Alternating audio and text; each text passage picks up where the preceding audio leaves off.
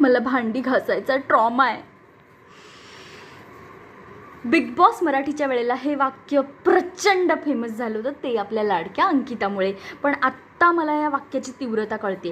कारण परवा मी सुट्टीसाठी घरी आले तर माझी आई मला काय म्हणाली, अगं जरा भांडी घासशील का? नाही, ती मला म्हणाली, याच्यात काही प्रॉब्लेम नव्हता, पण ती मलाच म्हणाली. माझा 28 वर्षाचा भाऊ जो 24 तास इथेच असतो, याच घरात राहतो, जो कुठेही जात नाही, घरी राहून घरचा बिझनेस सांभाळून सगळं काही करतो, त्यालाही खायला प्यायला लागतं, तोही भांडी वापरतो, पण आईने त्याला सांगितलं का?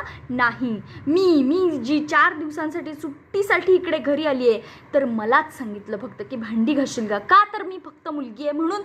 म्हणजे भांडी घासणं, स्वयंपाक करणं, किचनची कामं आवरणं ही फक्त मुलींची कामं आहेत का? मुलगी असून सुद्धा मी बाहेर पडते, बाहेर राहते, बाहेरच्या ठिकाणी जॉब करते, माझ्या आवडीच्या फील्डमध्ये काम करते, हे सगळं करून मला स्वयंपाक बनवता येतो, याचं मला कौतुकच आहे. मला भांडी छान घासता येतात, याचंही मला कौतुकच आहे. पण मी जिथेही जाईल, आत्याकडे गेले तरीही भांडी घासशील का? ताईकडे गेले भांडी घासशील का? रूमवर असले, कामवाली तयाने आली, भांडी घासशील का? म्हणजे मी जिथे जाईल तिथे काही करू दे, 4 चांद लावू देत, अगदी रॉकेट सायन्सचा अभ्यास करू देत, पण भांडी कोणी घासायची तर मीच. का?